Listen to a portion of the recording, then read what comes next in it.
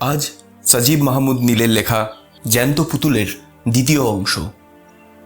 গত পর্বে আমরা দেখেছি সজীব একটা পুতুল কিনে নিয়ে আসে তার বোনের জন্মদিনে উপহার দেওয়ার জন্য, কিন্তু কালক্রমে বোঝা যায় পুতুলটি জ্যান্ত। শুরু হয় অদ্ভুত সব ঘটনা, যা ব্যাখ্যারও অতীত। যদি আপনি প্রথম অংশটি না শুনে থাকেন, অনুরোধ রইল আমাদের ডেসক্রিপশন বক্স থেকে লিঙ্কটি নিয়ে আপনি গল্পটি শুনে আসবেন। তাহলে চলুন দেরি না করে শুরু করে দেওয়া যাক। চ্যানেলে নতুন হলে চ্যানেলটিকে সাবস্ক্রাইব করে দেবেন এবং আমাদের উপস্থাপনাগুলি আপনাদের ভালো লাগলে লাইক, কমেন্ট, শেয়ার করে জানাতে ভুলবেন না। আজকের উপস্থাপনা জ্যান্ত পুতুল দ্বিতীয় অংশ।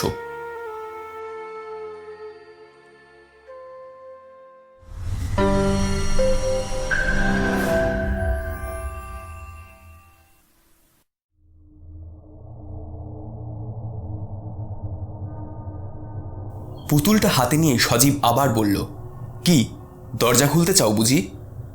তা বেশ, খুলে কোথায় যাবে বলো, আমি তোমাকে সেখানে নিয়ে যাব। পুতুলের ভিতর থেকে কিন্তু কোনো কথা বেরিয়ে আসলো না। পাথরের চোখ দুটো মিটিমিটি করছে, আর তারই সাথে অবিকল মানুষের মতো গাল বেয়ে পানি পড়তে লাগলো। পুতুলটাকে হাতের তালুতে দাঁড় করিয়ে রেখেছে সজীব।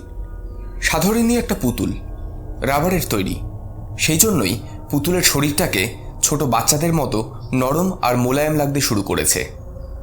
বেশ কিছুক্ষণ পরও যখন পুতুলটা আর কিছু বলছে না, তখন সজীব পুতুলটাকে নিয়ে বেডরুমের দিকে অগ্রসর হতে যাচ্ছে, তখনই পুতুলের ভিতর থেকে মিহি করুণ কণ্ঠে ভেসে উঠল, ভাইয়া। আর ছোট্ট হাতটা উঠে গেল দরজার দিকে, যার অর্থ হলো ভাইয়া দরজা। পুতুলটা কি দরজা খুলতে বলছে? তেমনটাই তো মনে হচ্ছে। বারবার এই দরজার দিকে ইশারা করছে পুতুলটা। দরজা খুলে দেব? প্রশ্ন করল সজীব, কিন্তু সে প্রশ্নের উত্তর আসলো না। তার বদলে পুতুলটার ছোট্ট মুখের ফুটো দিয়ে বেরিয়ে আসলো, ভাইয়া। আর হাতটা ঠিক আগেরই মতো ইশারা করলো দরজার দিকে। সজীব এবার এক পা দু পা করে দরজার দিকে এগিয়ে যেতে লাগলো। পুতুলের মুখে কি একটু হাসি ফুটেছে? ঠিক তাই, যদিও হাসিটা স্পষ্ট নয়, কেমন যেন, তবে হাসিই বটে। হাতল ঘুরিয়ে দরজাটা খুলে ফেলল সজীব, আর তারপরই পুতুলটাকে নিচে নামিয়ে রাখল। পুতুলটা যেহেতু চলাফেরা করতে পারে, তাই ওকে ওর মতো চলতে দেওয়া উচিত। পুতুলটা নিচে নামিয়ে দিয়ে সজীব বলল, চলো, তুমি যেখানে যাবে আমিও সেখানেই যাব। পুতুলটা কিন্তু কোথাও গেল না, ঘুরে ফিরে জায়গাটা দেখে নিল ভালো করে, তারপর আবার ফ্ল্যাটের মধ্যে ঢুকে গেল। হয়তো চারপাশটা চিনতে পারেনি, চিনতে পারলে ঠিক হেঁটে যেত সেই স্বপ্নের মতো। সজীব পুতুলটার পিছনে পিছনে ভিতরে ঢুকল, তারপর দরজাটা আটকে দিয়ে আবারও পুতুলটা পিছু পিছু চলতে লাগলো। পুতুলটা ঠিক বেডরুমের দিকে এগিয়ে চলেছে, তারপর এক জায়গায় এসে দাঁড়িয়ে পড়ল। ঠিক তাই, সেই জায়গা যেখানে সজীব সকালে বাইরে যাওয়ার সময় পুতুলটাকে রেখেছিল। এটা দেখে সজীবের একটু হাসিই পেল। বেশ মজার পুতুল তো। সজীবের এই হাসিটা কিন্তু বেশিক্ষণ রইল না। কি এর রহস্য? কেনই বা এমন হচ্ছে? কে এই পুতুলটা? আর সেই লোকটাই বা কে? তাছাড়া মেয়েটা? তারপরই আসলো সেই বিশাল বাড়িটার কথা। সেটাই বা কোথায়? বাংলাদেশেই কি? জানা নেই সজীবের। বাসার গেটে হয়তো কিছু একটা লেখা ছিল, কিন্তু সেটা কি মনে করতে পারছে না সজীব। পুতুলটার দিকে এক দৃষ্টিতে তাকিয়ে আছে সজীব। একটা পিঁপড়ে এগিয়ে আসছে ওর দিকে। সজীব খুব ভালো করে লক্ষ্য করল যে পুতুলটা একটু একটু করে পিছিয়ে সরে যাচ্ছে। পিঁপড়েটা যতই এগিয়ে আসছে, পুতুলটা ততই সরে যাচ্ছে পিছনে। আর তারপরই নিজের শরীরটাকে ধরে রাখতে না পেরে পড়ে গেল পুতুলটা। আর পড়তেই গত রাতের সেই মৃদু অথচ মিহি কণ্ঠে আহ শব্দটা বেরিয়ে আসলো। পুতুলটা যে বেশ খানিকটা ভয় পেয়েছে, সেটা ওর মুখের উপর ফুটে ওঠা ভাবটা দেখেই বুঝতে পারল সজীব। আর তারপর পুতুলটাকে হাতে তুলে নিয়ে বিছনায় গিয়ে বসল। কি পিঁপড়াকে ভয় পাও বুঝি? মুখে কোনো শব্দ না করেই পুতুলের মাথাটা যে একটু উপরে নিচে দুলে উঠল, সেটা আর বুঝতে বাকি রইল না সজীবের। আচ্ছা তুমি কে বলো তো? নাম কি তোমার? সজীব জানে বাচ্চারা তাদের পুতুলের নাম রাখে নিজেদের পছন্দ মতো, আর এই পুতুল যেহেতু কথা বলছে, তার নামটাও নিশ্চয়ই জানে। কথা বলা পুতুলের কথা মনে পড়তেই হঠাৎ করেই একটা কথা মনে পড়ল সজীবের। মহিনবাবু একবার বলেছিলেন তার মেয়ে টুনির নাকি এই পুতুলের বেশ বাতিক আছে। তিনি এটাও বলেছিলেন যে তার মতো পুতুল নাকি আর কেউই তার বাচ্চাদের কিনে দিবে না। তবে কি টুনির কোনো কথা বলা পুতুল আছে? একটা আবার খোঁজ নিলে কিন্তু মন্দ হয় না। কথাটা ভাবতে ভাবতেই উঠে পড়ল সজীব। তারপর পুতুলটাকে বিছানার উপর রেখে হাসতে হাসতে বলল, তুমি এখন এখানেই শুয়ে থাকো, আমি যাবো আর আসবো। মহিনবাবুর ফ্ল্যাটে গিয়ে বেল বাজাতেই বেশ হাসতে হাসতেই দরজা খুলে দিল ভদ্রলোক।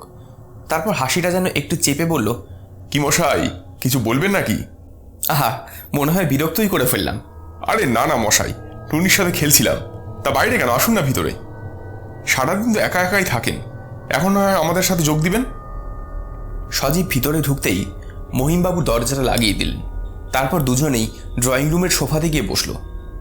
নিচে টুনি বসে বসে খেলছে। বয়স আনুমানিক বছর 5 হবে। একটা খাতায় মানুষের মতো এঁকে সেই আঁকা খাতাটা দেখিয়ে বলছে, এটা পাপা। সজীব একবার খাতার দিকে ভালো করে তাকালো, তারপর হাসতে শুরু করলো। পাপাই বটে, তবে শিংটা আরেকটু লম্বা করা উচিত ছিল। কথাটা টুনিকে বলতেই সে মহা খুশি। সাথে সাথে ইয়া বড় বড় শিং গজালো ছবিতে। ছবি আঁকা যখন শেষ, তখন টুনি সজীবের কাছে এগিয়ে এসে বলল, কাকু কাকু, এইবার ঠিক আছে? সজীবও টুনির মাথায় স্নেহের হাত বুলিয়ে হাসতে হাসতে বলল, ঠিক আছে মানে? বেশ ঠিক আছে।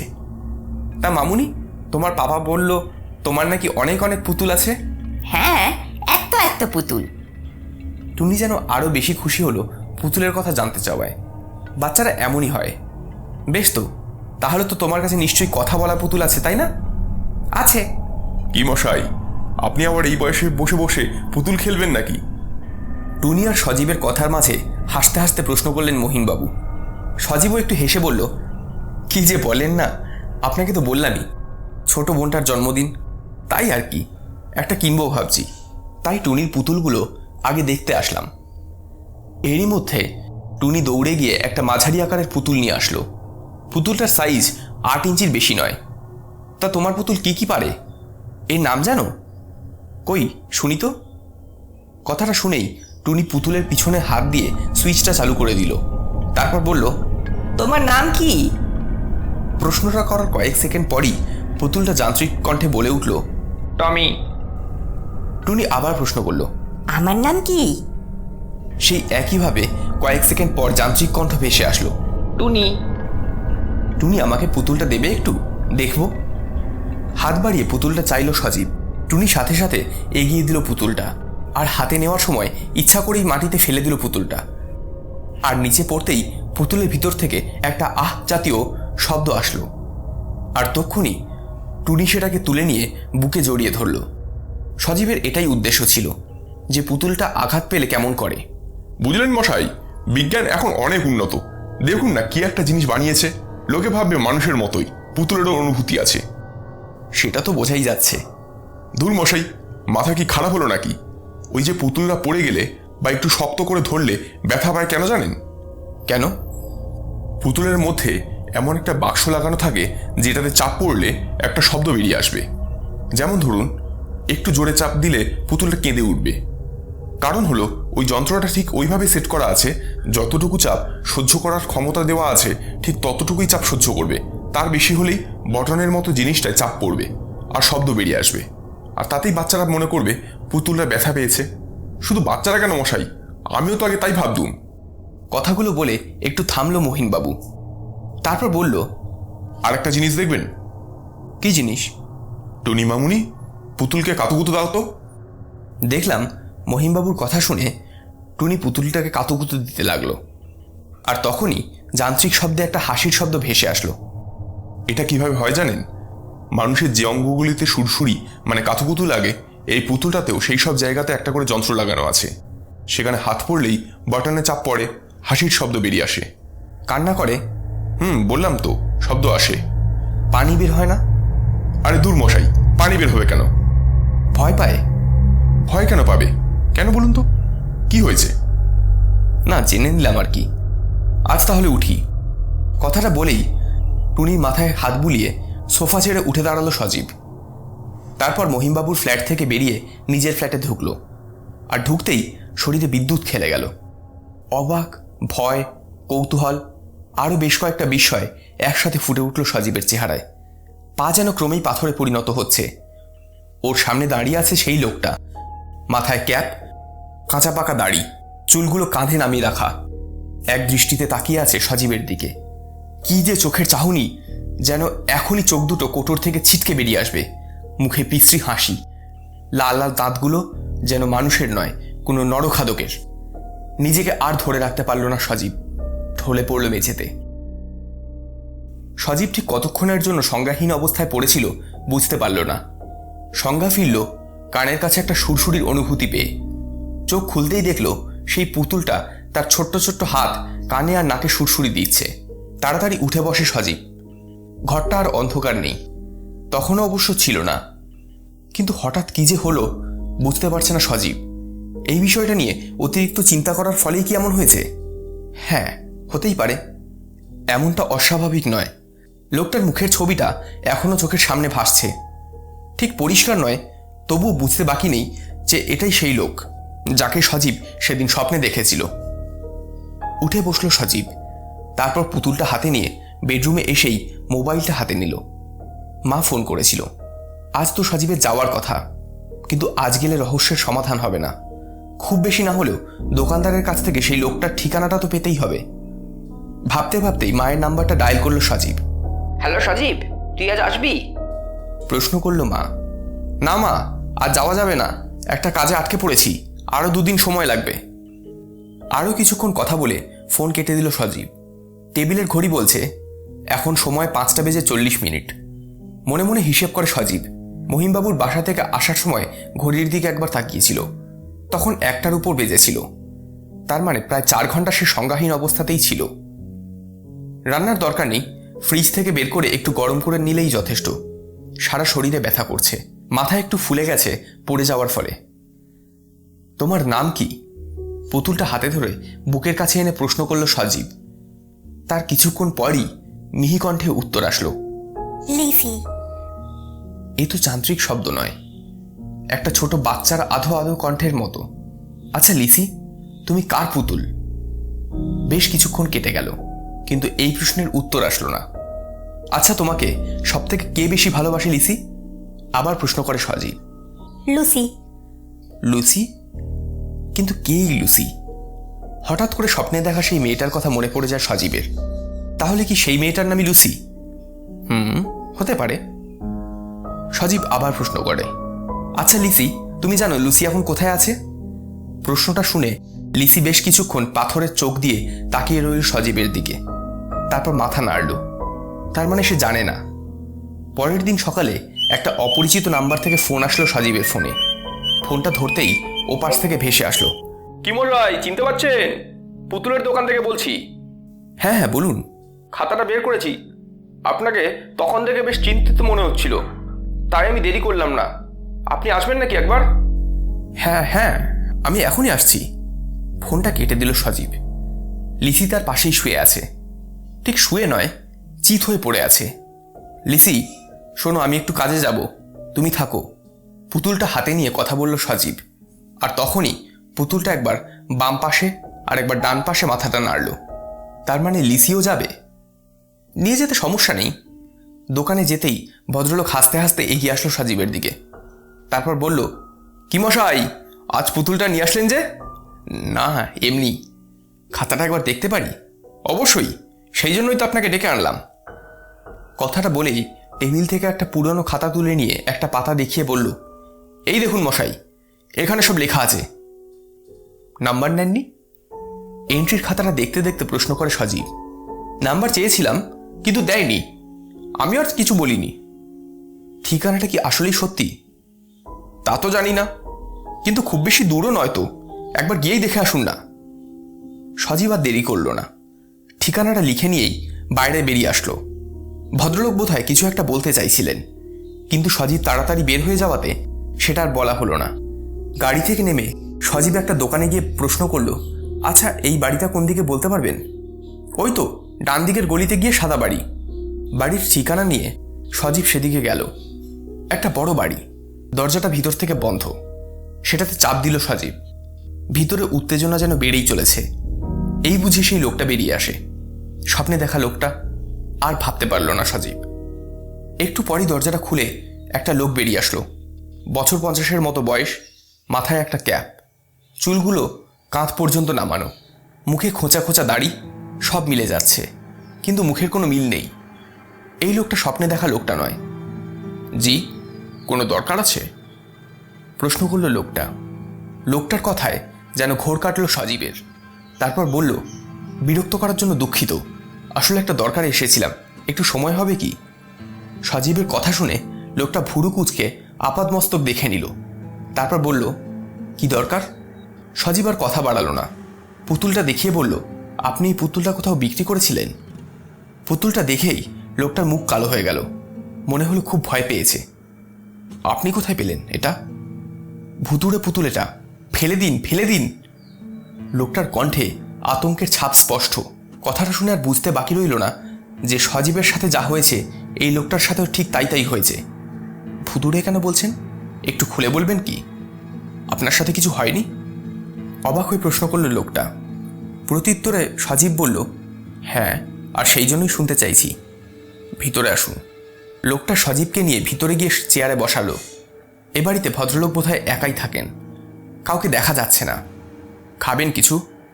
প্রশ্ন করল লোকটা। না না, তার দরকার নেই, আসলে আমি একাই থাকি। যদি তেমন হয় তাহলে কিছু আনাতে পারি। না না, তার প্রয়োজন নেই, আপনি বলুন। লোকটা কিছুক্ষণ চুপ করে রইল, তারপর বলল, আমার নাম মহান্ত ঘোষাই, আমি ছোট থেকেই ভ্রমণ পিপাসু মানুষ। এক জায়গায় বেশি দিন থাকতে আমার ভালো লাগে না। বাবা মারা যাওয়ার সময় অনেক কিছু রেখে গিয়েছিলেন, তাই টাকা পয়সা নিয়ে বিশেষ চিন্তা হতো না। এখন আর পারি না, সে যাক ওসব কথা। তখন আমার বয়স 30-এর মতো হবে। ঘুরতে ঘুরতে গিয়ে পড়লাম জয়দেবপুরে। চেনেন তো নাকি? বাংলাদেশে না, ভারতে। সেখানে বড় বড় মন্দির আছে। একদিন একটা মন্দির দেখতে গিয়ে দেখি ফুটপাতে বসে এক বৃদ্ধ পুতুল বিক্রি করছে। এসব হামেশাই চোখে পড়ে যে কেউ পুতুল বিক্রি করছে, আমিও তেমন গুরুত্ব দিইনি। চলেই আসছিলাম, হঠাৎ করেই বৃদ্ধটা আমার নাম ধরে ডেকে উঠল। আমি তো অবাক, আমার নাম জানলো কি করে? আমি তো কাউকে আমার নাম বলিনি। গেলাম সেদিকে, যেতেই বৃদ্ধ লোকটা আমাদের দিকে তাকিয়ে বলল, বাংলাদেশ থেকে এসেছিস? এটা নিয়ে যা, নিয়ে যা এটা। বলেই একটা পুতুল এগিয়ে দিল আমার দিকে। এই সেই পুতুল যেটা আপনার হাতে। আমি আরও অবাক, আমি কি একবারও পুতুল কিনতে চেয়েছি নাকি? আমি বললাম, না না, আপনি রেখে দেন, আমার পুতুল লাগবে না। কথাটা বলতেই বৃদ্ধের সে কি রাগ, বলল, দিবি না মানে? দেশের জিনিস দেশে নিয়ে যাবি? সত্যি বলতে কি মশাই, আমি একটু ভয় পেয়ে গেলাম। আমার এই ভয় পাওয়া মুখটা দেখে বৃদ্ধ একটু নরম কণ্ঠে বলল, ভয় পেলি বুঝি? নিয়ে যা এটা, আমার দেশের জিনিস নয়, এটা বাংলাদেশের জিনিস। নিয়ে যা তুই, দাম দিতে লাগবে না। বাধ্য হয়েই পুতুলটা হাতে নিলাম। তারপরে একবার ভালো করে দেখে বললাম, কিসের পুতুল এটা? পরে বুঝতে পারবি। আর শোন, পারলে মুক্ত করে দিস। মুক্ত করে দিতে বলল? কি মুক্ত করে দিতে বলেছিল সেটা শোনেননি? মহান্তবাবুকে আটকে প্রশ্ন করল সজীব। সেটাও তো প্রশ্ন করেছিলাম, কিন্তু বৃদ্ধ যেন হাওয়ায় মিলিয়ে গেল মশাই। আমি তো অবাক। তারপর পুতুলটা নিয়ে আসি দেশে। আমার যখন টাকা পয়সা ফুরিয়ে যায় তখন আমি নিজেই বাড়ি যাই। কিছুদিন থেকে টাকা পয়সা নিয়ে আবার বেরিয়ে পড়ি। তো পুতুলটাকে নিয়ে গেলাম বাড়িতে। তারপর কিছুদিন থাকার পর আবার বেরিয়ে পড়লাম। হিন্দু ঘরের সন্তান আমি, তিব্বত যাওয়ার একটা লোভ আমার ছোটকাল থেকেই ছিল। তারপর তিব্বতের দিকে পা বাড়ালাম, কিন্তু তিব্বতে পৌঁছে মনে হলো পুতুলটা নিতে ভুলে গেছি। তারপর তিব্বতে প্রায় 7 বছর থেকেছি। তারপর বাড়ি ফিরে দেখলাম পুতুলটা যেখানে রেখেছিলাম ঠিক সেখানেই আছে। পুতুলটাকে দেখেই মনে পড়ে গেল বৃদ্ধের কথা, মুক্ত করে দিতে বলেছিল। তারপর আমি এই বাড়িতে ভাড়া থাকতে শুরু করলাম। পুতুলটাকেও এনেছিলাম, পুতুলটা আমার ঘরেই রাখতাম, দেখতে বেশ সুন্দর আর কি। কিন্তু ও হরি, তারপর স্বপ্ন দেখা শুরু। একটা বিশাল বাড়ি, সেখানে পুতুলটা আমায় নিয়ে যাচ্ছে। একটা মেয়ে আছে, তারপর একটা লোক, দেখতে ঠিক আমারই মতো। তিব্বতে আমি অনেক সাধুসঙ্গ নিয়েছি, তাই চুল কাঁধ অবধি রাখি। পরপর কয়েকদিন একই স্বপ্ন বারবার। আর তারপরই দেখলাম পুতুলটা কেমন যেন করতে শুরু করেছে।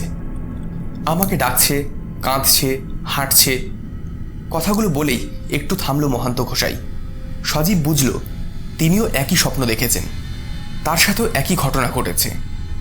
তার মানে প্রায় 20 বছর আগে আপনি এই পুতুলটা পেয়েছিলেন, তাই তো? হ্যাঁ, তারপর এইসব ঘটার পর বছর 2 হলো পুতুলটা দোকানে দিয়ে আসি। আপনার সাথেও কি একই ঘটনা ঘটেছে মশাই? সজীব মাথা নাড়ল। তাহলে তো ভারী চিন্তার বিষয় হে। তাহলে কি বৃদ্ধের কথাই সত্য, মুক্ত করে দিতে হবে? সেটা কিভাবে? সে তো জানি না। আজ তাহলে আসি। আপনার মোবাইল আছে? নাম্বারটা? উঠে দাঁড়াতে দাঁড়াতে প্রশ্ন করে সজীব। না মশাই। তাহলে এক কাজ করুন, এই হলো আমার নাম্বার, রেখে দিন, দরকার হলে ফোন করবেন। বাসায় এসে শুয়ে শুয়ে নানা কথা ভাবতে লাগলো সজীব। বাংলাদেশের জিনিস পারলে মুক্ত করে দিতে হবে, কিন্তু কিভাবে? আর সেই বৃদ্ধই বা কে? মাথাটা টনটন করছে সজীবের। একটা চা হলে ভালো হতো। রাত্রে একটা অদ্ভুত স্বপ্ন দেখে ঘুম ভেঙে গেল সজীবের।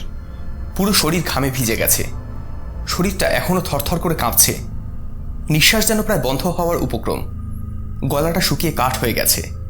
হাঁপাতে হাঁপাতে উঠে বসলো সজীব। একটু কাঁপা কাঁপা হাতে ল্যাম্পলাইটটা জ্বালিয়ে দিল। টেবিলের উপর থেকে পানির গ্লাসটা নিয়ে এক চুমুকে শেষ করে যেন একটু স্বস্তির নিঃশ্বাস ফেলল সজীব। স্বপ্নের ছবিগুলো মনে করতেই শরীর শিউরে উঠছে এখনো। রাতের খাওয়া দাওয়া সেরে বিছনাতে ঘুমোতে যাবে তখনই মহান্ত ঘোষাই বাবুর একটা ফোন এসেছিল। পাড়ার এক দোকান থেকেই কলটা করেছিল ভদ্রলোক। মশাই চিনতে পারছেন? আমি মহান্ত ঘোষাই। জি হ্যাঁ, কিন্তু এত রাতে? তখন একটা কথা বলতে ভুলে গেছিলুম মশাই, মনে পড়তে ভাবলুম আপনাকে কথাটা বলা দরকার, তাই একটু বিরক্ত করলাম। আরে না না, আপনি বলুন। মশাই, আমি যখন তিব্বতে ছিলুম তখন একটা বিদ্যা শেখার খুব চেষ্টা করেছিলুম বটে, কিন্তু শিখতে পারিনি। বিদ্যা? কি বিদ্যা? প্রশ্নটা শুনে ভদ্রলোক কিছুক্ষণ চুপ করে থেকেছিলেন। তারপর চাপা কণ্ঠে ফিসফিস করে যে কথাটা বলেছিল তাতে সজীবের সারা শরীরে একটা চমক অনুভব হয়েছিল। পুতুল বানানো। পুতুল বানানো? সে আবার আশ্চর্যের কি? সে তো সবাই পারে চেষ্টা করলে। না না মশাই, এ পুতুল সে পুতুল নয়, একেবারে জলজান্ত একটা মানুষকে পুতুল বানিয়ে ফেলা। কথাটা শুনে অবাক হয়ে গিয়েছিল সজীব। জলজ্যান্ত মানুষকে? শুধু মানুষ নয় মশাই, পশু পাখি জীব জন্তু সমস্ত কিছুকে পুতুল বানানোর এক আশ্চর্য বিদ্যা। তা শিখতে পারেননি কেন? সে মশাই অনেক কথা। আপনি এক কাজ করুন, কাল সকালেই আমার সাথে যেতে পারবেন? কোথায়? আপনাকে দেখে বেশ সাহসী মনে হলো বটে, তাই আপনাকে সব খুলেই বলবো। তাহলে তখন ভেবেছিলুম এসব বলা ঠিক হবে না, যদি আপনার কোনো অনিষ্ট হয় তাই। কোন সব কথা? কি বলছেন এসব? আমি কিছুই বুঝতে পারছি না। আপনি কাল সকালে একটিবার আমার বাড়িতে চলে আসুন, পুতুলটা সাথে নিয়ে আসবেন। আর হ্যাঁ, 2-1 দিন সময় লাগতে পারে, কিন্তু অসুবিধা হবে না তো? কথাটা শুনে সজীব একবার হাতের আঙুলে হিসেব করে দেখে নিয়ে বলল, সমস্যা তেমন কিছু নেই, তবে আমার ছোট বোনটার জন্মদিন আছে, সেখানে যেতে হবে। কবে? সামনের সোমবার। সে তো এখনো 5 দিন বাকি। আপনি রোববার বাড়ি যাবেন, এটা বলে দেন। মশাই, আর দেরি করা ঠিক হবে না। আমি জানি এর জন্য আমাকে অনেক বড় প্রতিদান দিতে হবে। এতটা দেরি করা আমার ঠিক হয়নি। আপনি আসছেন তো? হ্যাঁ যাব, কাল সকাল 10টা নাগাদ পৌঁছে যাব। মহান্ত বাবুর সাথে কথা বলে ঘুমিয়ে পড়েছিল সজীব। আর ঘুম ভাঙল একটা ভয়ঙ্কর স্বপ্ন দেখে। স্বপ্নগুলো যেন এখনো ভাসছে চোখের সামনে। আহ, কি বিভীষিকাময় চিত্র! মাথাটা যেন ফেটে যাবে, দম বন্ধ হয়ে যাচ্ছে যেন। ভোর হতে এখনো কিছুটা সময় বাকি। চোখ বন্ধ করা সাহস হচ্ছে না। পুরো বিছানাটা ছটফট করতে করতেই কাটিয়ে দিল সজীব। লিসি এখনো তার বিছানার পাশে পড়ে আছে। রাতের আধার ভেদ করে ভোরের আলো ফুটতে শুরু করেছে বাইরে। না, আর এক মুহূর্ত নয় একলা ঘরে। যত তাড়াতাড়ি সম্ভব প্রয়োজনীয় সব জিনিসপত্র নিয়ে বেরিয়ে পড়ল সজীব।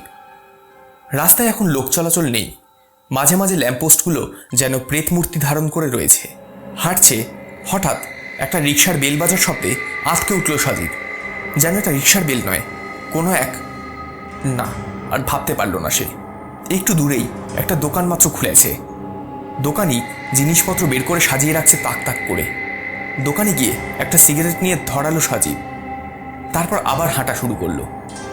এই দিকটায় লোক চলাচল চোখে পড়ছে। আস্তে আস্তে মনের ভিতরে থাকা চাপা আতঙ্কটা কাটতে শুরু করেছে। আগে কুরিয়ার অফিসে যেতে হবে। বোনের জন্মদিনের জন্য যত জিনিস কিনেছিল সবগুলো এখনই পাঠিয়ে দিতে হবে। বলা তো যায় না যে জায়গায় যাচ্ছে সেখান থেকে আর ফিরতে পারবে কিনা, আর ফিরলেও সেটা কবে তারই বা কি ঠিক ঠিকানা আছে। কিন্তু না গিয়েই বা উপায় কি? সজীব মনে মনে চিন্তা করলো, কি লাভ এসব করে? তার চেয়ে বরং পুতুলটা কোথায় ফেলে দিলেই তো হয়। কিন্তু যে স্বপ্নটা সে দেখেছে, তারপরে তা করা সম্ভব নয়। না না, স্বপ্ন নয়, যেন বাস্তবেই ঘটে গেল সব কিছু। আর এটা যে স্বপ্ন নয় স্পষ্ট প্রমাণ তার হাতের কাঁটাটা। স্বপ্নেরটাও ঠিক একই জায়গায়। উফ, আর ভাবতে পারছে না সজীব।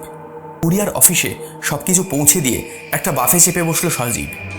যদিও 10টায় যাওয়ার কথা ছিল, কিন্তু আর দেরি করা যাবে না। মহান্তবাবুর বাসায় পৌঁছতে সময় লাগলো মিনিট 40। এত সকালে রাস্তায় গাড়ি ঘোড়া নেই, তাই একটু কম সময় পৌঁছে গেল। বাস থেকে নেমেই সোজা হাঁটা দিল সেই সাদা বাড়িটার দিকে। আজ আর চিনতে ভুল হলো না। বাসার সামনে গিয়েই কলিং বেলের সুইচটায় চাপ দিল সজীব। 1 বার, 2 বার, 3 বার। একটু পরেই ভিতর থেকে একটা শব্দ ভেসে আসলো। শব্দটা দরজা খোলার। হয়তো মোহনবাবুই আসছেন, তাছাড়া তো আর কেউ থাকে না এই বাসাতে। একটু পরেই দরজাটা খুলে বাইরে বেরিয়ে আসলো মহান্তবাবু। সজীবকে দেখে অবাক। এত সকালে তো আসার কথা ছিল না। কি মশাই, এত সকাল সকাল? সজীব নিজেকে যথেষ্ট সামলে নিল। সে যে ভয় পেয়েছে এটা মহান্তবাবুকে বুঝতে দেওয়া যাবে না। এমনিতেই ভদ্রলোক অনেক কিছু লুকিয়ে রেখেছে। এখন যদি বুঝতে পারে যে সজীব ভয় পেয়েছে, তাহলে হয়তো আর কিছুই বলবেন না। না, আসলে ভিতরে একটা উত্তেজনার সৃষ্টি হয়েছে। এসব বিষয়ে দেরি আমি একদম সহ্য করতে পারি না, তাই। উত্তেজনা? উত্তেজনাই বটে। মহান্তবাবু কথাটা শুনে যেন একটু হাসলো। তারপর বলল, আপনি তো মশাই আমার মতোই দেখছি। যাক, তাহলে ভালোই হলো। আসুন, ভিতরে আসুন। মহান্তবাবু আর সজীব ভিতরে গেল। আর যেতে যেতে মহান্তবাবু বলল, জানেন তো মশাই, এই উত্তেজনাই বড় খারাপ জিনিস। সেটা যেমনই উত্তেজনা হোক না কেন, রাতের ঘুমকে হারাম করে দেয়। এই যে আমাকেই দেখুন না, একেবারে ঘর বাড়ি ছাড়া করে দিল। কথাগুলো বলতে বলতে ড্রয়িং রুমে পৌঁছে গেল তারা। তারপরে মহান্তবাবু ইশারা করে সজীবকে সোফাতে বসতে বলে নিজেও বসতে বসতে বলল, এই যে এই পুতুল, আপনার কি মনে হয় সেই বৃদ্ধের কথা শুনে আমি রহস্য উদ্ধার করার চেষ্টা করিনি? করেছিলাম মশাই, কিন্তু সাহস পাইনি। একটু খুলে বলবেন? আর লুকোবো না কিছুই, সবটা তাহলে আপনাকে বলেই দিই। আমি যখন এই পুতুল নিয়ে দেশে ফিরে আসলাম, তারপর দিন থেকেই কেমন অদ্ভুত অদ্ভুত স্বপ্ন দেখা শুরু করেছিলাম। দেখতাম এই পুতুল আমার সঙ্গে নিয়ে যাচ্ছে একটা বাড়িতে। আমার স্মরণশক্তি প্রখর, আর সেইটা আমার কাল হয়ে দাঁড়ালো। সবাই কিন্তু স্বপ্নে দেখা জিনিস মনে রাখতে পারে না। যারা পারে, আমিও তাদেরই দলের। প্রতিদিন একই স্বপ্ন দেখতাম। হুট করেই একদিন সেই বাড়ির গেটের ঠিকানাটা দেখে ফেলেছিলাম। আর সেই ঠিকানাটা খুঁজতে খুঁজতেই পৌঁছে গেলাম রাঙামাটি। সেখানে অনেক খোঁজাখুঁজির পর বাড়িটা দেখতে পেলাম। কিন্তু সে বাড়ি আমার স্বপ্নের বাড়ির মধ্যে আকাশ পাতাল তফাৎ। তবে বাড়িটা যে একই সেটা দেখেই বোঝা যায়। বাড়িটা যে ঠিক কত বছরের পুরনো সেটা আন্দাজ করা মুশকিল।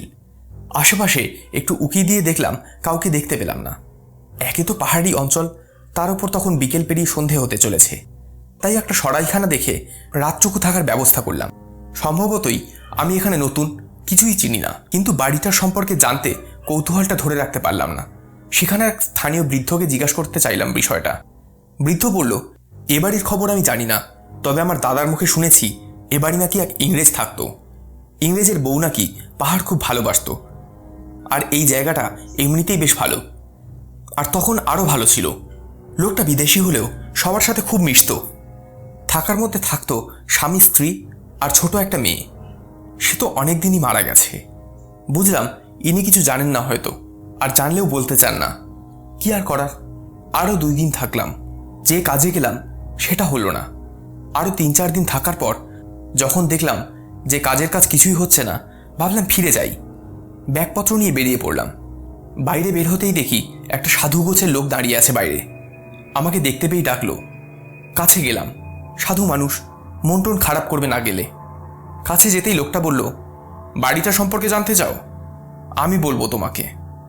আমি তো অবাক, এতদিন প্রশ্ন করেও কেউ বলতে পারলো না, আর ইনি কিনা নিজে এসছে বলার জন্য। এমন সাধু সন্ন্যাসী আছে অনেক, 2 পয়সার জন্য মন গড়া গল্প শুনিয়ে দেয়। তিনিও হয়তো তেমনই। দেখুন, এসব গল্প শোনার সময় নেই। আপনি চান তো 2 পয়সা দিতে পারি। কথাটা শুনে লোকটা কেমন যেন হাসল। তারপর বলল, পয়সা চাই না, তোমার কাছে যা আছে তা খুব বেশি দিন কাছে রেখো না, বিপদ আসবে, কঠিন বিপদ। কথাটা শুনে আমি তো অবাক। কি আছে আমার কাছে যে তাতে আমার বিপদ আসতে পারে? কি আছে আমার কাছে? প্রশ্নটা করতেই লোকটা তীক্ষ্ণ দৃষ্টিতে আমার দিকে কয়েক সেকেন্ড তাকিয়ে বলল, ওই পুতুলটা। আমি তো আরও অবাক, কারণ এখানে এসে কাউকে এই পুতুলের কথা বলিনি। সত্যি বলতে কি, লোকটাকে একটু আধটু বিশ্বাসী হলো। তাই গল্প বা ঘটনা যাই বলেন না কেন তা শুনতে চাইলাম। লোকটা আমাকে একটা ছোট পাহাড়ের উপর নিয়ে গেল। সত্যি বলতে কি একটু ভয়ই লাগছিল, কিন্তু তখন তো যুবক মানুষ, রক্ত গরম, তাই পিছু হটিনি। পাহাড়ের উপর গিয়ে ছোট মতো একটা গুহার মতন বুঝলাম এটাই সাধুর আস্তানা। তারপর ঘটনা বলতে শুরু করলো। ঘটনা যখন পুরোটা শেষ হলো তখন এটাকে স্রেফ গাঁজাখুরি ছাড়া আর কিছুই বলতে পারলাম না। আমার মুখের ভাবটা বোধহয় সাধু বুঝতে পেরেছিলেন। জানতাম বিশ্বাস করবে না। এ আবার হয় নাকি? হয় প্রমাণ চাস? তখন আমার শরীরে একটা রোমাঞ্চ হচ্ছিল, কারণ যে গল্প আমি শুনেছি তার যদি একটু প্রমাণও পাই তাহলে ভালোই লাগতো। তোমার ব্যাগ থেকে পুতুলটা বার করো, খাদে ফেলে দিয়ে এসো। কেন? যা বললাম তাই করো, তারপর বলছি। পুতুলটা আমার এমনিতেও কাজে লাগছিল না, তাই ফেলে দিয়ে আসলাম। বিশাল খাদ, উপর থেকে নিচে কি আছে তা বোঝার উপায় নেই। ফেলে দিয়ে আসার পর সাধু বলল, এবার ফিরে যাও। আমি তো অবাক, চাইলাম প্রমাণ, আর এ কিনা বলছে ফিরে যেতে। কেন প্রমাণ দেবেন না? বাড়ি গেলেই বুঝতে পারবে। কি আর করা, দুপুরেই বাড়ির পথে রওনা হলাম। দুদিন পরে বাড়িতে আসলাম। তারপর দিন কয়েক কেটে গেল। তারপর কি যেন কাজে আলমারি খুলতে হলো, আর আলমারি খুলে যা দেখলাম তাতে আমার সারা শরীর বরফের মতো জমে গেল। কি দেখলেন? এতক্ষণ চুপ করে মহান্তবাবুর কথা শুনছিলেন সজীব।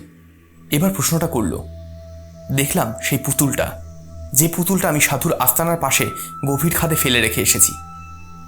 ঘর জুড়ে যেন নিস্তব্ধতা বিরাজ করছে, কারোর মুখেই কথা নেই। সিগারেটের সাদা ধোঁয়ায় চারদিক ধোঁয়াশা। তারপর আরও কয়েকবার পুতুলটা ফেলে দিয়েছিলাম, কিন্তু লাভ হয়নি। প্রতিবারই সেটা ফিরে আসে। আর তখন থেকেই একটা ভয়ঙ্কর স্বপ্ন দেখা শুরু করলাম। বুঝে নিলাম যে এই পুতুল ফেলে দিলে কাজ হবে না, তাই এটাকে বাক্স করে তালা মেরে রেখেছিলাম। তখন মনে মনে স্থির করেছিলাম যে তিব্বতে যাওয়ার সময় পুতুলটাকে নিয়ে যাব। সেখানে অনেক লামা আছে শুনেছি, হয়তো তারা এর কুলকিনারা করতে পারবে। কিন্তু যাওয়ার সময় পুতুলটা নিয়ে যেতে ভুলে গেলাম। যখন ফিরলাম তখন দেখি পুতুলটা ঠিক একইভাবে রয়েছে। বাড়িতে ফেরার পর আবার সেটা নিয়ে স্বপ্ন দেখা শুরু। আমি জানি আমাকে খুব বড় কাজের ভার দেওয়া হয়েছিল। এতটা দেরি করা আমার ঠিক হয়নি, এর মূল্য আমাকে চোকাতেই হবে। কথাটা বলে কিছুক্ষণ চুপ করল মহান্তবাবু। সজীব তখনই চুপ করে বসে এক মনে কথা শুনছিল। এবার মুখ খুলল। তার মানে আপনি তিব্বত থেকে আসার পর যখন ভয়ঙ্কর স্বপ্ন দেখা শুরু করলেন তখন পুতুলটাকে সেই দোকানে দিয়ে আসেন, তাই তো? আর সেখান থেকে আমি নিয়েছি পুতুলটা। হ্যাঁ, ঠিকই বলেছেন। আপনার ওই সাধুবেশী লোকটা কি বলেছিল এর থেকে উপায় কিভাবে, মানে কিভাবে এটাকে মুক্ত করা যায়? হ্যাঁ, কিন্তু আমারই ভুল ছিল, তখন সেটা বিশ্বাস করিনি। তারপর তো প্রায় বছর কেটে গেছে, সেই সাধুকে কি আর দেখা পাবো? আচ্ছা, আগে চলুন, দেখা যাক শেষটা কেমন হয়। ভালোই হবে। তবে কথাটা শেষ করলেন না মহান্তবাবু, কিছুক্ষণ চুপ করে থাকলেন। তারপর বলল, আমি সব কিছু গোছগাছ করেই রেখেছি, আপনি একটু বসুন, আমি নিয়ে আসছি। কথাটা বলেই মহান্তবাবু উঠে দাঁড়ালো। তারপর ভিতরের দিকে চলে গেল। ফিরে আসলো মিনিট পাঁচেকের মধ্যেই, হাতে বড় দুটো ব্যাগ। ব্যাগগুলো দেখে সজীব কিছু একটা প্রশ্ন করতে যাচ্ছিল, তার আগেই মহান্তবাবু বলল, ব্যাগগুলো তিব্বত থেকে এনেছিলাম। ওখানে পাহাড়ে উঠতে হয় তো, কারণ সমতল ভূমিতে লামাদের দেখা মিলত না। ব্যাগগুলো বড় বড়ই, তবে অনায়াসে পিঠে নিয়ে চলাচল করা যাবে। মহান্তবাবু ওর দিকে একটা ব্যাগ এগিয়ে দিয়ে বলল, এটা আপনার। এতে আছে ছুরি, একটা বন্দুক আর খাবার দাবার আছে। বন্দুক কেন? পাহাড়ি এলাকা তো, যদি রাতে থাকতে হয়। নিরাপত্তার তো একটা ব্যাপার আছে। 10টা নাগাদ দুজনেই বেরিয়ে পড়ল। উদ্দেশ্য রাঙামাটি।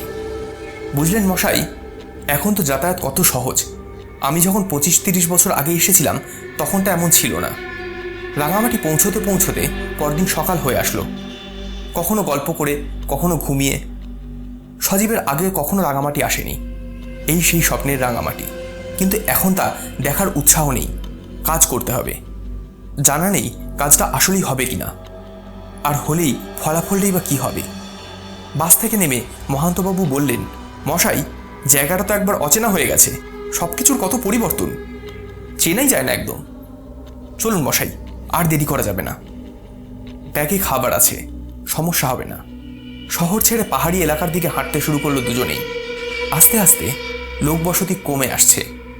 উঁচু নিচু রাস্তা ধরে হাঁটা শুরু করলো মহান্তবাবু, আর তার পিছু পিছু সজীব। শরীরে রোমাঞ্চ আর ভয় দুটোই অনুভব করল। পাহাড়ি পথ, লোকের যে খুব একটা চলাচল নেই এই পথে দেখাই যাচ্ছে। পাহাড় বয়ে উঠতে উঠতেই সজীব প্রশ্ন করল, আমরা কি সেই বাড়িটার দিকে যাচ্ছি? না মশাই, সাধুর আস্তানায়। জানি না সে আছে কি না, ওরা এক জায়গায় বেশি দিন থাকে না, তবু একবার দেখে নিলে ভালো হয়। সাধুকে কিন্তু পাওয়া গেল। ওদের দেখেই সাধু একটু হেসে বলল, জানতাম আসবে তোমরা, আসতে হয় আসলে। কথাটা শেষ করলেন না সাধু। মহন্তবাবু দেখলেন সাধু সারা শরীরে এখনো বয়সের ছাপ স্পষ্ট, কিন্তু শরীর আগের মতোই মজবুত। পেশিগুলো হালকা কুঁচকে গেলেও এখনো বেশ টান টান। তোমাদের একটা জিনিস দিই, কাছে রাখবে। ওই বাড়িতে এখন পোকামাকড়ের আস্তানা বেড়েছে। এই জিনিসটা রাখলে ওরা কাছে খুব একটা আসবে না, যাই দেখবে ভয় পাবে না। হাতে যতক্ষণ ওই পুতুলটা থাকবে ততক্ষণ তোমাদের খারাপ কিছু হবে না। তবে হ্যাঁ, কিছু দেখতে পারো, এগিয়ে যাবে। প্রাণনাশের সম্ভাবনা আছে কি? প্রশ্ন করল সজীব। সাধু কিন্তু এই প্রশ্নের উত্তর দিলেন না, শুধু ঠোঁটের ফাঁকে একটা হাসির রেখা ফুটে উঠল। সাধুর আস্থানা থেকে বেরিয়ে যখন সেই বাড়ির সামনে এসে দাঁড়ালো, তখন সূর্যের আলো ঝলমল করছে। বাড়িতে একটা নির্জন জায়গায় একটা বড় পাহাড়ি টিলা কেটে নিপুণভাবে বানানো হয়েছে, যদিও এখনও তার নিপুণতার লেশমাত্র খুঁজে পাওয়া যাবে না। বয়সের ভারে নুয়ে পড়া বাড়িটার দিকে তাকালে বোঝা যায় যে কত নিখুঁত হাতেই না তৈরি করা হয়েছিল এই বিশাল বাড়ি। কালচে রঙের এই বাড়িটা যেন 2 শতক আগের কোনো নির্মম ইতিহাসকে আজও টিকিয়ে রেখেছে। বাড়ির সামনে আসতেই যেন বাতাসের গতি কমে গেল, থমথমে একটা পরিবেশ। একটা জিনিস বেশ অদ্ভুত লাগলো যে এখানে কোনো পাখি তো দূরের কথা, একটা শব্দও কানে আসছে না। যেন একটা অভিশপ্ত বাড়ি। বাড়িটাকে সরকার সংস্কার কাজে ব্যবহার করেনি। বাড়িটার দিকে তাকিয়ে প্রশ্ন করলো সজীব। শোনা যায় যুদ্ধের আগে চেষ্টা করেছিল, কিন্তু সেটা সম্ভব হয়নি। কেন সম্ভব হয়নি সেটা জানা যায়নি, বলল মহান্তবাবু। এই সুযোগে বাড়িটার ইতিহাস বলা দরকার। মহান্তবাবু বললেন, সেই সাধুর কাছ থেকে আমি এই বাড়িটা সম্পর্কে যা শুনেছিলাম তার সংক্ষিপ্ত সার এখানে বর্ণনা করছি। 1730 সাল, তখন পুরো দেশ ইংরেজদের শাসন চলছে। ইংরেজরা একটু আরামপ্রিয়াসী হয়ে থাকে, সেটা ইতিহাস পড়লেই বোঝা যায়। তেমনই এক ইংরেজ এই বাড়িটা নির্মাণ করেছিলেন। তিনি ছিলেন ব্রিটিশ সরকারের একজন প্রতিনিধি। এক মেয়ে আর স্ত্রীকে নিয়ে থাকতেন। তিনি নিজেও শিকারপ্রিয় মানুষ, আর তার স্ত্রী বন জঙ্গল ভালোবাসতেন। তাই দেখে শুনে পাহাড়ি টিলা কেটে বাড়ি বানিয়েছিলেন। নির্জন এই জায়গায় থাকতে অসুবিধা হতো না, ভূতের ভয় নেই। তাই দিন বেশ আরামেই কেটে যাচ্ছিল। কাজ বলতে তেমন কিছু নেই, শিকার করে ভোগবিলাস দিন পার হতে লাগলো। একদিন শিকারের খোঁজে জন হেনরি মানে ইংরেজটি বেরিয়ে পড়লেন। তিনি আবার একা শিকার করতে ভালোবাসতেন। তার মানে শিকারের সময় কেউ থাকলে সেটা বিরক্তিকর বিষয়। সকাল থেকে সন্ধে পর্যন্ত শিকার করে যখন বাড়ির দিকে রওনা দিবেন, তখন বুঝতে পারলেন যে পথে তিনি এসেছিলেন এটা সেই পথ নয়, যার অর্থ একটাই, তিনি পথ হারিয়েছেন। এইদিকে সন্ধ্যাও নামছে। পাহাড়ি এলাকায় এমনিতেই তাড়াতাড়ি সন্ধ্যা নামে।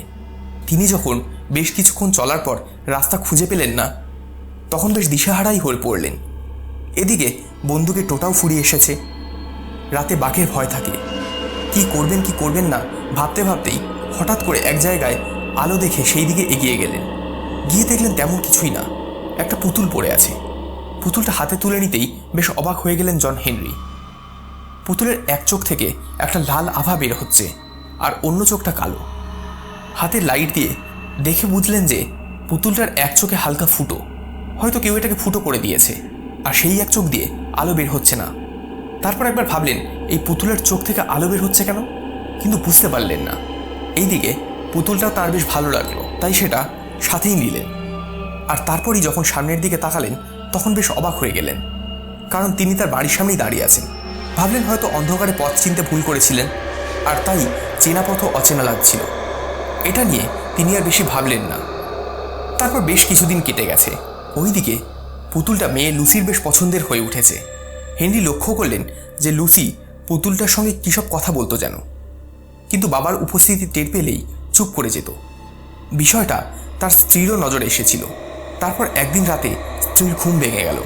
এমনি ভাঙেনি, কারা যেন কথা বলছে, আর কথার শব্দটা আসছে পাশের ঘর থেকে। মহিলাদের একটু কৌতূহল বেশিই থাকে। বিছনা থেকে উঠে মেয়ের ঘরের জানলার পাশে দাঁড়ালেন, আর যা দেখলেন তাতে শরীর শিউরে উঠল। পুতুলটার সাথে অনবরত কথা বলে চলেছে লুসি, আর পুতুলটাও মানুষের মতো কথা বলছে মেয়ের সাথে। এই দেখে তিনি আর সেখানে যেতে পারেননি। তারপর আরও কয়েক মাস কেটে গেল।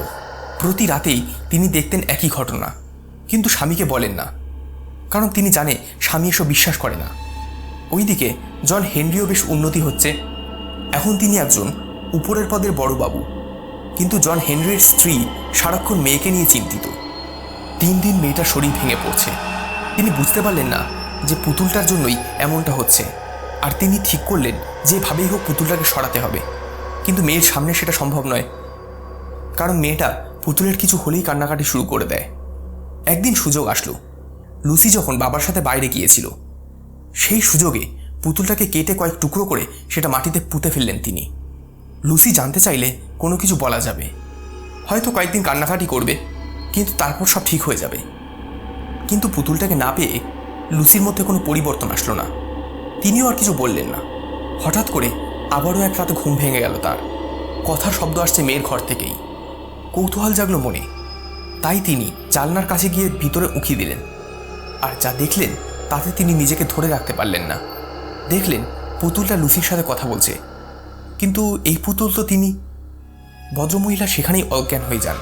পরদিন সকালে যখন জ্ঞান ফেরে, তখন দেখলেন তার স্বামী তার পাশে বসে আছে। কিছু হয়েছে কিনা জানতে চাইলে তিনি পুরো ঘটনা খুলে বলেন। 3 দিন ভদ্রমহিলার শরীর ভেঙে যেতে লাগলো। এক পর্যায়ে বিশ্রাম নিতে হলো। শত চিকিৎসার পরেও বাঁচানো সম্ভব হলো না তাকে। কয়েকদিনের মধ্যেই তিনি মারা গেলেন। স্ত্রীর বিয়োগে জন হেনরিও বিশ্রাম নিলেন। শরীর ভেঙে পড়তে লাগলো। এক রাতে তিনিও মারা গেলেন। কিন্তু লুসির কোনো খোঁজ পাওয়া যায়নি। তার বদলে লুসির বিছনায় পড়েছিল সেই পুতুলটা। একটা চোখে ফুটো, গালে একটা ক্ষত, আর সেটা দিয়ে একটু একটু করে রক্ত চুইয়ে পড়ছে। পুতুলটা একজন সিপাহী নিয়ে আসে আর বাজারে বিক্রি করে দেয়।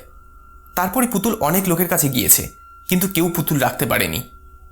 ঘটনা বলা শেষ করে সাধু জানিয়েছিলেন যে এই পুতুলটাই আসলে লুসি। পুতুলটা লুসিকে দিনে দিনে পুতুলে পরিণত করে ফেলেছিল, আর পুতুলটা দিনে দিনে নিজেকে মানুষে পরিণত করেছিল, যাকে বলে দেহান্তর। আর জন হেনরির স্ত্রী যাকে পুতুল ভেবে কেটে মাটিতে পুঁতে দিয়েছিল, সেটা পুতুল নয়, স্বয়ং তার মেয়ে লুসি। লুসি আর লিসির মধ্যে এতই গাঢ় সম্পর্ক হয়েছিল যে তারা দুজন দুজনকে ছেড়ে থাকতে পারত না। সাধু এটা বলেছিল যে লুসি আর লিসির মধ্যে নিজেদের ইচ্ছায় দেহান্তর করেছিল। লুসির ইচ্ছা ছিল কয়েকদিন সে লিসির মতো পুতুলের মধ্যে থাকবে, আর লিসি কয়েকদিন লুসির মতো মানুষ হয়ে থাকবে, আর তারপরে তারা আবার স্বাভাবিক হবে। কিন্তু জন হেনরির স্ত্রী পুতুল মনে করে লুসিকেই খুন করে মাটিতে পুঁতে দেয়। লুসির এই মৃত্যু সহ্য করতে পারেনি লিসি, তাই প্রতিশোধ নিয়েছে। কিন্তু পরে যখন একজন সিপাহী লিসিকে নিয়ে চলে আসে, তখন দুজনে আলাদা হয়ে যায়। আচ্ছা, এখন আমরা এই পুতুলকে নিয়ে কি করব? কিভাবে মুক্ত করে দেব? নীরবতা ভেঙে প্রশ্ন করে সজীব। লুসি আর লিসিকে আবার এক করে দিতে হবে, তাহলেই তাদের মুক্তি। কিন্তু কিভাবে? মহান্তবাবু উত্তরে কি বলল সেদিকে লক্ষ্য নেই সজীবের, কারণ ব্যাগের ভিতরে কিছু একটা বারবার নড়ে উঠছে। হঠাৎ করেই ওর মনে হলো পুতুলটা সেখানে রাখা। তাড়াতাড়ি ব্যাগ থেকে পুতুলটা বের করলো সজীব, তারপর নিচে নামিয়ে রাখলো। পুতুলটা আর এক মুহূর্ত দেরি না করে ছোট ছোট পায়ে সামনের দিকে এগিয়ে আসতে লাগলো। তার পিছু পিছু চলতে লাগলো সজীব, ঠিক সেই স্বপ্নের মতো। কিন্তু স্বপ্নের সেই দৃশ্য এখন নেই, চারদিকে ছোপে ভর্তি। কিন্তু অতীতে যে বাড়িটা স্বপ্নের মতোই ছিল, সেটার বুঝতে বাকি রইল না। ততক্ষণে মহান্তবাবুও পিছু নিয়েছেন। পুতুলটা হাঁটতে হাঁটতে একটা গাছের নিচে গেল, তারপর নিচের দিকে ঝুঁকে পড়ল। তাহলে কি জন হেনরির স্ত্রী এখানেই লুসিকে, মানে পুতুলটাকে পুঁতে রেখেছিল? পুতুলটা মাটির দিকে ঝুঁকে পড়তেই হঠাৎ করে কোথা থেকে একটা মেয়ে উদয় হলো। পিছনে একটা খোলা দরজা। স্বপ্নের বিষয়টা ভালো করে লক্ষ্য করতে পারেনি সজীব। এখন বুঝল দরজা দিয়ে নয়, বরং মাটির নিচ থেকেই একটা অবয়ব বেরিয়ে আসলো। সেই মেয়েটা 13-14 বছর বয়স হবে, সোনালি চুল। মেয়েটা লিসিকে বুকে টেনে নিল, তারপর চুমু খেতে লাগলো, যেন নিজেরই সন্তান। তারপরই ঘটে গেল বিভীষিকাময় সেই ঘটনা। পিছনের খোলা দরজা দিয়ে বিদ্যুৎ গতিতে ছুটে আসলো একটা লোক। স্বপ্নে দেখা সেই লোকটাই এটা। তারপরই লুসির হাত থেকে পুতুলটা নিয়ে ছিটকে ফেলে দিল। তখনই পুতুলটা তীব্র গতিতে ছুটে গেল লোকটার দিকে। তারপর যা ঘটল তা ভাষায় বর্ণনা করা সম্ভব নয়। দেখতে দেখতে লোকটা মাটিতে লুটিয়ে পড়ল, তারপরই অদৃশ্য হয়ে গেল। লুসি আবার গিয়ে পুতুলটাকে বুকে জড়িয়ে নিল। আর তারপরই আরও একটা মহিলা বিদ্যুৎ গতিতে ছুটে আসলো তার দিকে। তারপর আবারও সেই একই দৃশ্য, পুতুলটা ছিটকে ফেলে দিল। আর তারপরই শুরু হলো যেন তিনজনের ধস্তাধস্তি। একটু পরে মাটিতে নুইয়ে পড়ল মহিলাটি, আর এক বিকট চিৎকার করে মিলিয়ে গেল অদৃশ্যে। আর এইসব দেখতে দেখতে সজীব লক্ষ্য করেনি কখন মহান্তবাবু গিয়ে তাদের ধস্তাধস্তিতে যোগ দিয়েছে। মহিলাটি অদৃশ্য হয়ে যেতেই লুসির এক ধাক্কাতে মহান্তবাবু ছিটকে পড়ল সজীবের কাছে, আর তার হাতে ছুরির আঘাতে কুনুই কেটে গেল, ঠিক গত রাত্রের স্বপ্নের মতোই। কতক্ষণ সজীব অজ্ঞান হয়ে পড়েছিল জানে না। যখন চোখ খুলল তখন সন্ধ্যা নেমে গেছে। কুলকুল করে বাতাস বইছে, পাখিরা ডাকছে। আগের থমথমে পরিবেশটা আর নেই। প্রকৃতি যেন তার প্রাণ ফিরে পেয়েছে। শোয়া থেকে উঠে বসল সজীব। তারপরই আবছা আলোতে দেখল মহান্তবাবু পড়ে আছে পাশে। তাড়াতাড়ি গিয়ে নাড়ি পরীক্ষা করল, কিন্তু হাতের স্পর্শেই শিরদাঁড়া দিয়ে ঠান্ডা স্রোত নেমে গেল। মহান্তবাবুর হাতটা বরফের মতো শীতল, নাড়ি নেই। সজীব তাড়াতাড়ি বেরিয়ে আসলো বাড়ি থেকে। চারদিক অন্ধকার, কুনুয়ের কাজটা জ্বলছে, রক্তগুলো শুকিয়ে গেছে। সময় বেশি লাগলো না। লুসি আর লিসি আবার এক হয়েছে তাদের বন্ধনে। কত বছর পর সেটা অনুমান করা শক্ত। আর কি, সবই তো শেষ। মহান্তবাবুকে মূল্যটা একটু বেশিই দিতে হয়েছে, জীবনের মূল্য। শহরে পৌঁছতে ঘণ্টাখানেক লাগলো। রাত 9টার বাস। বাড়ির সবাই হয়তো অপেক্ষা করে আছে, গন্তব্য এখন সেই দিকেই।